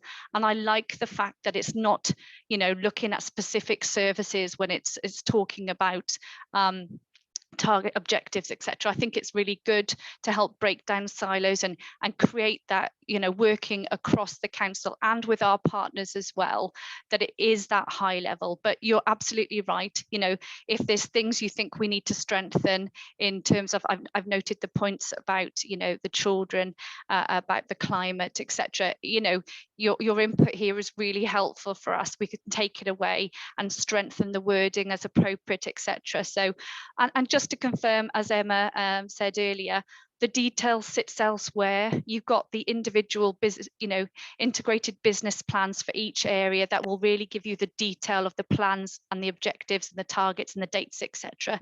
And you've got other boards and other areas undertaking key areas of work. So we will have the transformation board for social services, etc. And you've got the regional partnership board as well, who's got start well, live well, age well, etc. So all of that work comes together. So this is just, you know, the real high level strategic umbrella, and then the detail and the work kind of sits below that. But thank you very much, and really appreciate all your comments. Thank you, Chair. Thanks, Nina. Councillor Sean, did you want to come back on that? I've seen you've got your hand up on Chris's points. Yeah, it was just quickly to make the point around as well. So the corporate plan is for the whole council, not individual services, and some of the issues that have been raised, such as rurality and loneliness, are going to have to be a whole system approach. So one example would be, you know, I live on a mountain myself. You know, I don't live in one of the towns, and many of the people in my ward are living in individual little houses down lanes and, you know, across fields, and they're not part of any kind of settlement. Really, it's very dispersed. So in order to address loneliness and that's brought about by rurality and maybe age and infirmity as well, we're going to have to look at collaborating with other sections of the council, such as transport, looking at public transport, looking at community transport, looking at supporting communities to set up their own transport schemes, like cars that are held, you know, that are kept at village halls and rented out by the hour. Those kinds of schemes, we can enable those. And also it'll be involved, what will be involved will be working in collaboration with our partners outside the council, such as the third sector. So there are major pieces of work here that will require really good collaboration across services and across organisations. Thanks, Sean. There's possibly also lessons to be learned from some of the really good work that happened during the initial lockdowns within communities, and how the council could maybe be aware of some of those groups which may still be existing. Okay, who have I got next? Councillor Glynn. Thanks so much. I've not been through one of these corporate plan processes before, and so forgive me if I'm kind of missing this slightly. Just before I go to my question, I just wondered if I could pick up on the narrative that we were just talking about with regards to, well, I suppose that led from Councillor Amanda's question around the balance of climate, and I suppose the reason that climate and the ecological emergency features so heavily, I assume, is that, you know, it's one of the key drivers of service change and the need for service redesign in Powys. And I suppose there, therefore, I see there are two others. One that was mentioned, obviously, in rurality, but also demographic aging as well. And I think all those three really need to be seen as equivalents to each other in terms of those are the key drivers to why we're having to transform services in Powys. I'll go to my question now, so I apologise about that kind of narrative point. Just want to pick up, I mean, I think this has kind of vaguely been alluded to already, but just looking at kind of co-production and improving people's awarenesses of services, etc. I'm just wondering, in relation to the work of this committee, what work has been done to engage service users? And if that's not a huge amount so far, what are the plans going forward to really engaging with service users? Thanks, Councillor Glynn. Emma or Catherine, is that one for you? Yeah. Come in. Oh, sorry, Catherine, go on. That's fine. It was just to reinforce that, no, they have been engaged with. We carers forums, learning disability forums, areas like that, and it's been promoted widely with PAVO and obviously put through the relevant, third sector areas that they deal with as well. So no, they have definitely been engaged with. They haven't been forgotten about. Is that including foster carers and people that get direct payments and they've had access to all of this as well? Have they separately? I'm pretty confident. I can find out and let you know, but yeah, I'm pretty sure there was quite a list of people to access and ask and engage with. Thanks. If I could come in, Chair. There was a request in terms of the engagement that we actively utilise the resources that are available to us within the organisation. So, for instance, when social workers are out doing their visits, that they engage with the service users that they're working with, the same in terms of housing, etc. And I think the other elements that we help, there are a number, the focus groups that Catherine was referring to do exist for older people, for learning disabilities, mental health, etc. And then we've got the engagement activities that are and resources available to us for young people's voice. But whilst we've tried to exhaust all those avenues, we have to be really honest about the level of response, and the level of response we get is quite disappointing, to be honest, unless it's a subject matter of particular interest to client groups. We will continue to engage and use those different channels that we've got available to us going forward. But I must continue to ask, members to help us with that wider engagement within their own constituents going forward as well. The response that we've had in respect of this corporate plan is no different really to previous corporate plans. Unfortunately, it's not representative of the population because the numbers are so small. But I have to say it's not through the want of trying. I do recognise that the time of year was a challenge this year in respect to the Christmas period.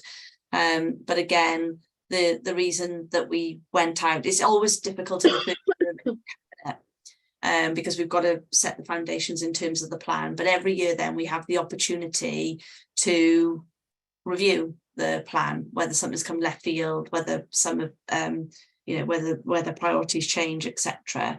We try and look for continuity as much as possible. But what we also do is in-year engagement, more deep dive engagement on specifics. So as we work forward with the implementation of the plan, what you'll see is that we'll then, if we were going to change a service model, for instance, in a particular service, then we would have to engage with that client group and others so that we have their views and shape that in terms of bringing that back for future decision making. Doesn't mean to say that the cabinet have to accept the views at all. That's the way things are. But we can certainly do what we can to explore that further. So whilst we've undertaken initial engagement on the corporate plan, this isn't the final position as such, because we have to continue now over the next 4 years with more detailed points, and then we'll engage with particular groups around those. Thanks, Emma. And thanks, Councillor Glynn, for that question. Councillor Gareth Ratcliffe. Thank you very much. Yeah, seems a while out of my brain. I had a bit of a brain fog then what I was going to ask. No, lots obviously really important and lots of information come forward today. So thank you to officers and portfolio holders for raising the question. So my question, raising the report so we can ask questions. So for me, I want to ask a question around what happens next. So we have this, program going forward. How do we look at the long-term strategy 15 years down the line of where we want to be? Because it's very reactive program that we look at and that we are in, and we just say we are 10 months into a new cabinet, and now you're saying we're going into a new cycle and everything else like that. So it's very short-term planning, but then you'll talk about long-term change. To make some of the fundamental changes we want as a council, we can't get those in place for another 10, 15 years if we're realist about it. But of course, we're reacting to budgets, making decisions where actually we shouldn't be making those decisions, because we'll be needing to come back to that in 5, 10 years time. We need to make some harsh decisions now with that long-term 2 councils, 3 councils down the cycle. And I'm just wondering how this plan is aimless to do that, and how officers can see that going forward. Because if we don't do that, we're going to meet here every year, have the same conversations, go through the same process, waiting for the budgets. If we have got no long-term further than this council to make some major changes, and I look at officers of this, because as politicians, we're to a penny. Some of us will be here in 5 years, some of us won't. We all change. I've been here now, within my term, I've sat with 156 different councillors. I looked at the other day so if you think about it, Emma, you've seen a few councillors go, including me, come and go, but you're still here and officers are still here. So what is a long-term plan for you as officers to ensure we're able to deliver these in the future? Yeah, I'm going to tag on to that. Okay. The things you put in this to measure the difference as well for the long term. I'm just going to tag that on to Gareth's question, and I'll hand over to you now. Thank you. Yeah, okay. 24 years for me next month, Councillor Gareth. I can't believe it, but seen a lot happen in that time, and very enjoyable, and huge learning as well. You make a really important point, and that's the whole point of the Future Generations Act, is about that longer term strategic planning and thinking about future generations. The meaning of that is to think about the decisions that we're making now and thinking about that lasting impact. And I think when you want to make such strategic change, sometimes it's impossible to measure the difference that makes within a year or two. Sometimes it is the lifetime of several administrations, several cabinets. If use the example of poverty, one of the things that I was grappling with in my own mind over objective 3 is, are we addressing the cause, or are we addressing the symptoms? What are we trying to do? Are we going to put in groups and different things that addresses the symptoms, but actually we haven't addressed if you go to the root cause analysis and you think about a child who always asks why, that's what they're doing. They get to a root cause and they really make you think about things and delve in that way. Well, I think strategically we are trying to deal with some of the cause, and I don't think we will see the impact of that necessarily in this cabinet's lifetime. I think we will see the elements of that over 10, 15 plus years, as we develop more affordable housing. Council housing is an example that will last for generations for people, but we know we've had decades of not building any. So for us, there's a couple of things. There are high level, what we call national sort of outcome I'm trying to think of the correct term, but national high level indicators that we'll see over the time. But we also need to have a little bit of what have we done here and now, what's the impact of that. So we have to consider those elements through the lens of future generations. There's also the wellbeing plan with the Public Service Board. That is much more longer term in its thinking, and we've got to think about how we align with that. But more fundamentally for me, And the budget is a challenge. It's, when Councillor Glynn earlier was speaking about drivers, actually budget is one of them. We have to be honest about that as well. And I think it will be challenging in it's challenging enough now. It will be even more challenging in a couple of years' time. We've had discussions with the Cabinet about reimagining the council so that we can try and think about service redesign on the basis of longer term sustainability rather than year-on-year cuts. That is following the discussions earlier this week, and Transformation Delivery Board. We posed a question around whether we have something within the transformation portfolio specifically around reimagining the council, and the response was yes. And I know Councillor Jake has already worked with the team to put a form of words into the corporate plan that, sorry, you've not seen today, because it's literally happened this week in terms of the conversations we're having and that iterative process where things are evolving. We will make reference to that. And what we will put in place is a programme of work where we work with the whole council and wider. So in terms of other groups in that collaborative way to consider what services we need for the future.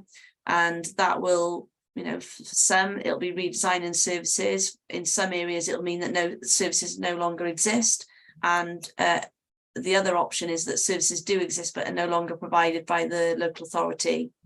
There's a significant amount of work to do around that over the next year to help shape then the size, scale, volume, reach in terms of services over less assets over that time. It's quite an exciting period to think about that, but I think the reality is that we can't do what we've always done and have that short-term thinking. We've got to think about that long-term sustainable change. This is the mechanism for doing that.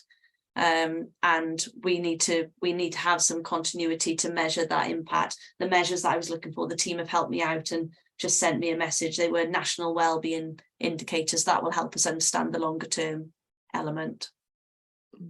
Thanks, Emma. Gareth, did you want to come back on that?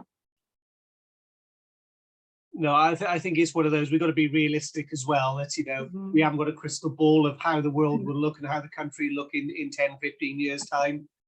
But I think sometimes there is those hard conversations we have to have as a collective, as a council, of looking at services going forward, and also perhaps push back at the Welsh Government. And I'll use my usual harp on, you know, libraries and youth services. Those actually make a big impact into adults and children's services. We need to be looking at those and understanding the impact that actually investment into them will save us money down the road, because they've been taken out and they're the first point of contact and the safe point of contact for communities. And I think we need an honest conversation and actually push back at Welsh Government and UK Government to say, or nationally, full stop, and say, you know, we need to look at these because investment in these will actually help us, but the indicators for those aren't there. And for me, again, I just think we are chasing the pound and using the pound where actually we need to be a bit forward thinking, but the paymasters won't let us do that. So perhaps from here, Chair, a little bit of an understanding that, you know, for me is, what are we here for? Are we just monitoring the pound, or are we trying to make a difference? Perhaps I'm just having a grumpy day. Thanks, Gareth. I think, Emma, there has been sort of a bit of a theme today that has come out about reactive versus preventative. And I know that in some service areas, such as children's, we have invested in preventative services, and we have KPIs that show us where they are making a difference. For example, a child may have a package that support that's stepped down. Children may actually return to mum and dad who have previously been looked after, and those services, you know, we can measure those. So I wonder whether for long term, should you be looking at having a suite of KPIs of where we are successfully managing to step down services. Again, we've got things in the adults that show that, but perhaps we could apply those data techniques further. I don't know, I'm just kind of thinking outside the box, but But if we are transforming services, you know, we want to transform in a way that prevents any kind of crisis and gives people the support at the earliest stage, so we don't have to, we know the signs of safeguarding, but we don't have to act on them because everything's preventative. I know that's very idealistic, but I just, you know, whether there's a way of thinking about how we measure those in the future. And I'm going to hand over to oh, actually, Sharon, I can see that you've got your hand up. I don't know if you want to come back on Councillor Gareth Ratcliffe's point before I go to Councillor Gareth Jones. Yes, please, Chair, if that's okay. Just to kind of think, just to echo a couple of points that Emma made really, and coupled with the question, because I thought it was a really interesting question.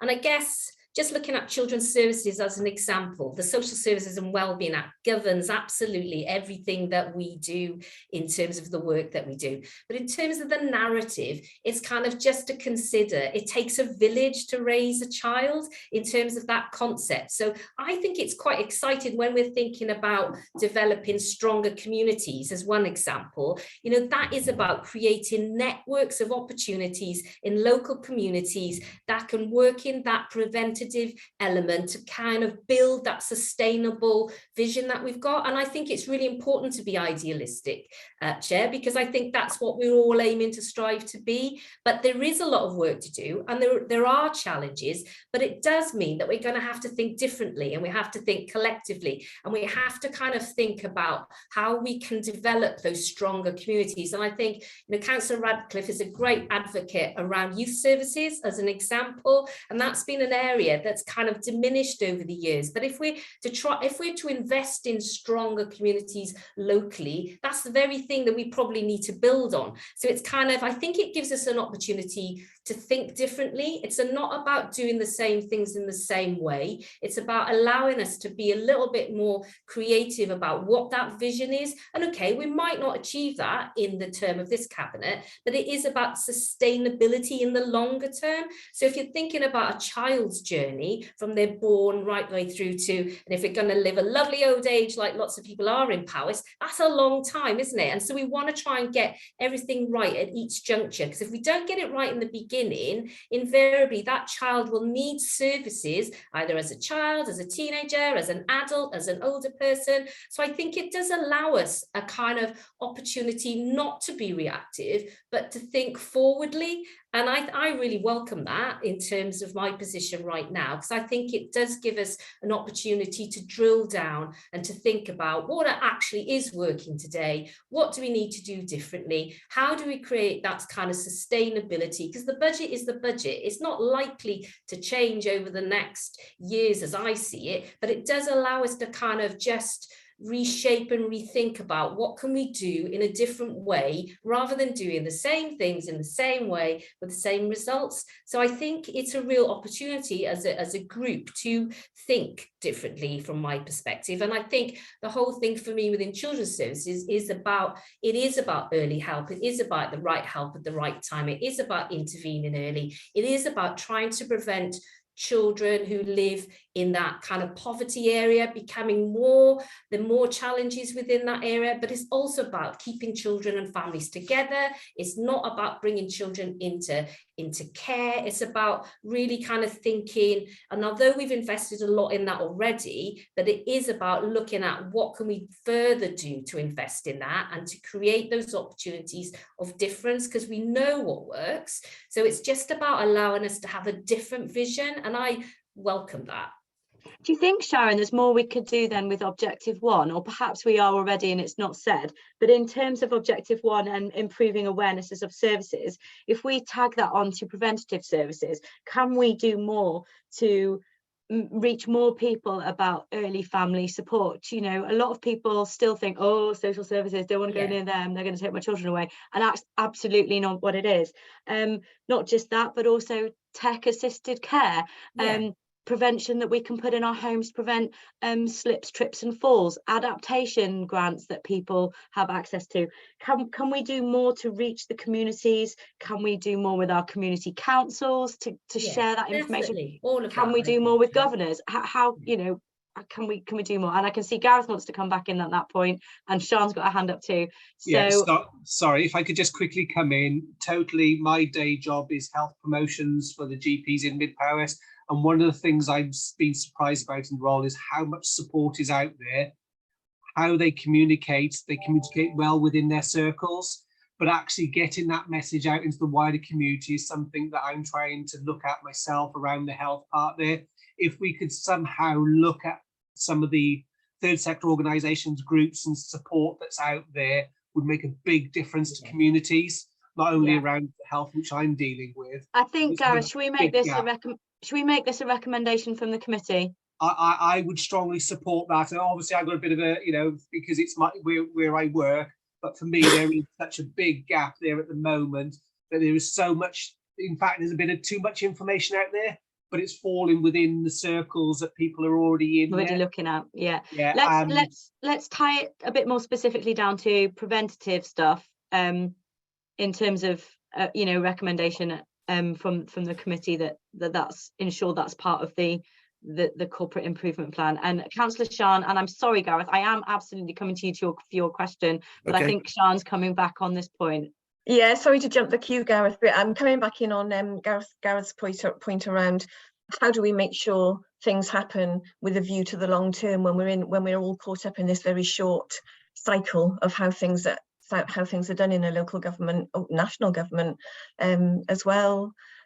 Process really. So I'm just really coming back, and I won't go on about it. I just wanted to let people know that I'm available for anybody who would like to know more about the various ways that we can bring citizens on into deliberative decision-making processes. And I think that is key. If we as a one-term council can embed or start to look at developing ways of bringing citizens on board in large deliberative processes to make important decisions, that will have a really long-term effect, no matter who the councillors are in any given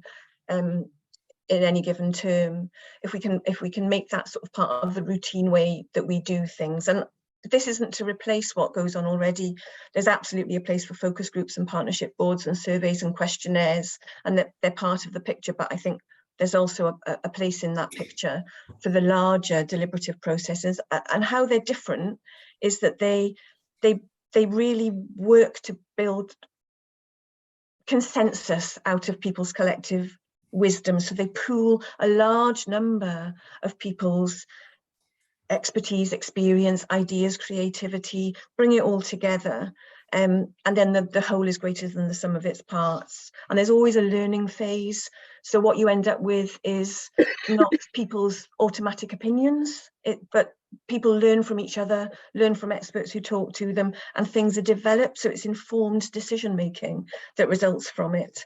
And it's also more representative. Because you get more people, so you can work much harder to get a truly representative sample of the demographic, actually. So they're really good, tried and tested means. And if anybody would like to know more about them, please do contact me. Thanks, Sean. Plug over.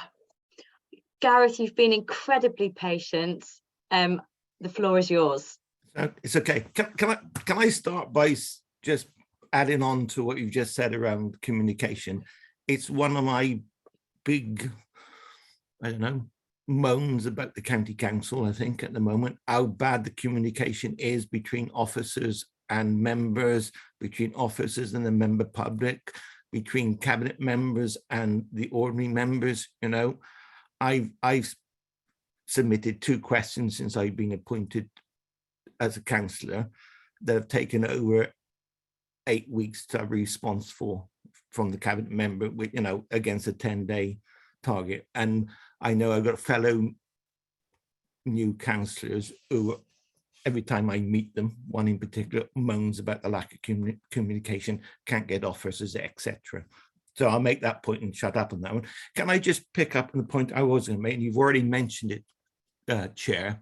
On pages 12, 15 and 18 of the corporate plan,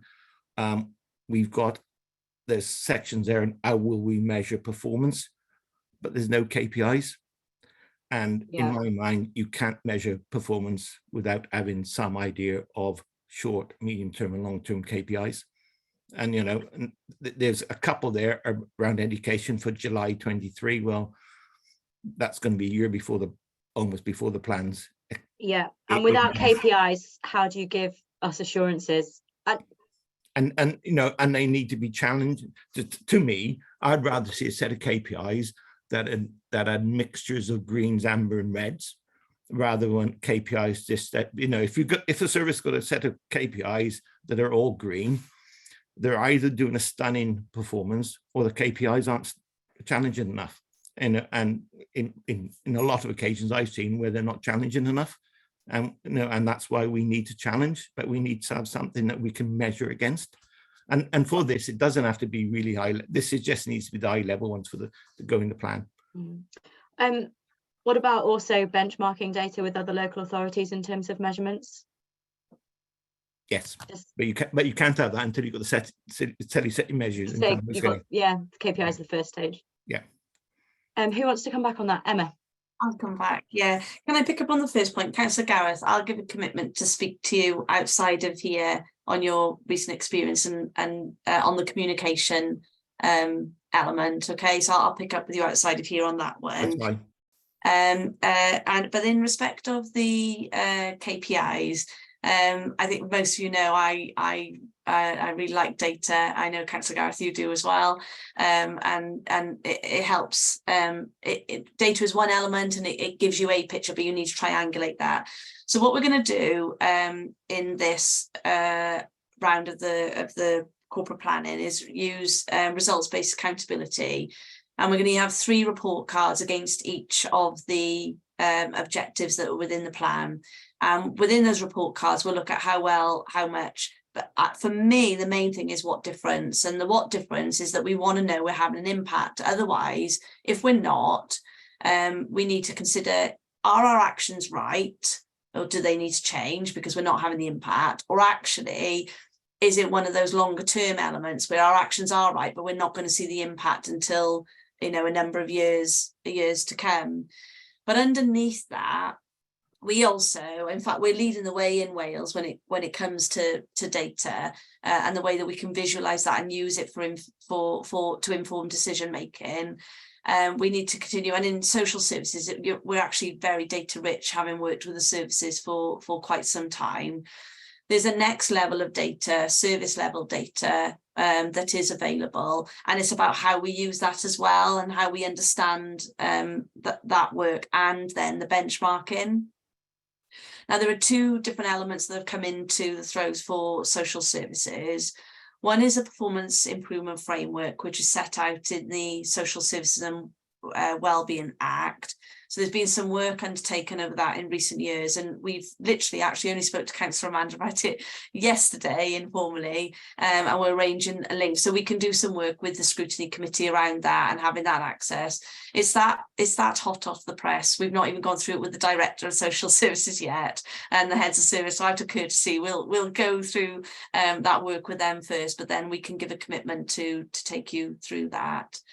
And then the other element, since the pandemic, on a national level, there's a set of indicators that we have to provide, and then we get it's a PDF document. It's not an interactive one, I'm afraid, but nevertheless, it's information that we receive. And yesterday, Catherine and I spoke again following our meeting with Nina and Councillor Amanda yesterday. What we'll do is set up a distribution list so that, as a matter of course, that information is made available. So you'll not only have the report cards in the corporate plan, but it's the next level, understanding the next level of data and the benchmarking comparisons to move that forward.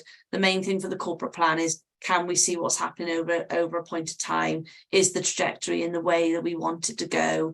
And it's not necessarily around the RAG rating as such, because unfortunately some people see red as bad. I don't see red as bad when it comes to RAG rating. It identifies something's off track. For me, red means you need to have a discussion and you need to identify the action you need to take in order to move things forward, and it's about that intelligent and inquiring mindset. So a commitment, Councillor Gareth and Councillor Amanda, there is a place for data, absolutely.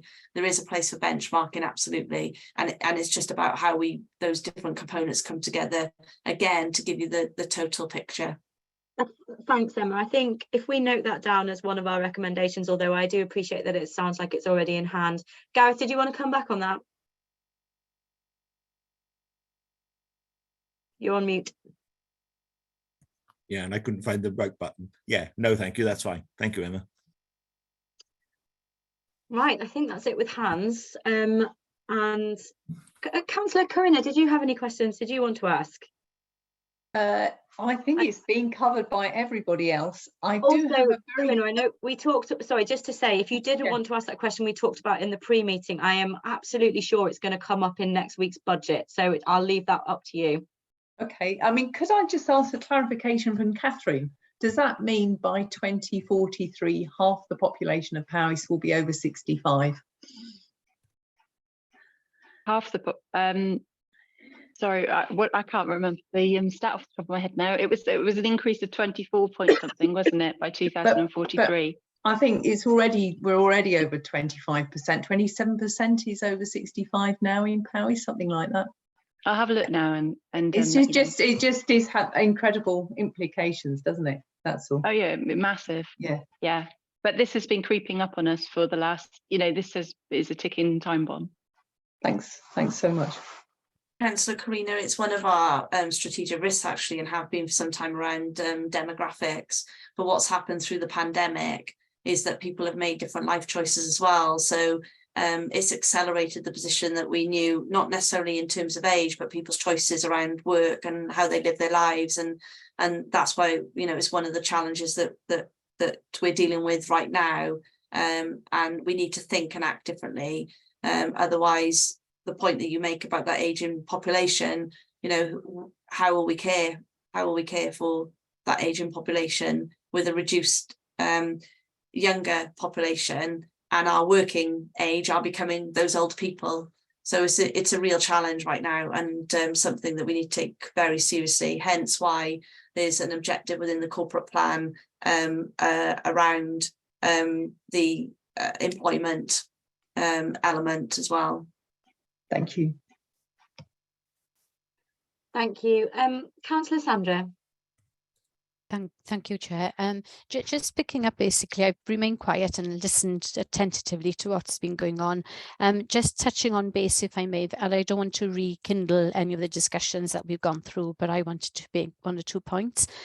Councillor Chris mentioned transformation, and within the children's services there are things that are going on immediately. For example, Grow Our Own, we've got now 29 students which are coming in, which is really tremendous. So there is a national shortage of social workers throughout, and one of the plans that are the long-term plans basically are to start growing our own, and to have 29 students, I think, is admirable. Bringing children closer to home is sort of common sense, really. Instead of letting children go out to different parts of the community. Yes, there will be times and circumstances where they will have to go out of county if they've got family relations, etc., which are living out of county. Then that's right and proper that they go there. But looking at the holistic package and looking at the child and the circumstances, if we are able to bring them into Powys, into safe homes and nearer to their families and their peers, and to live the rest of their lives through in Powys, that's a plus. There's a new system with the guardianship, and that's working well, and there's working on with that under that well-being staff to help and assist social workers. So there are lots of things within the transformation field that are going on which will make an impact on the future. Mention with regarding Gareth Radcliffe's points of the future, something that's close to my heart: toilets. They're a must. They're not statutory, but what do we do without them? Can't carry doggy bags with us. It doesn't work.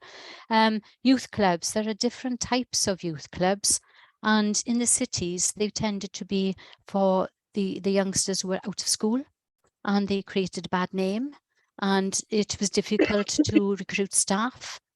In rural areas, I know that there are young farmers which are tremendous, and it's really a different type of situation, and a different climate and a different ethos.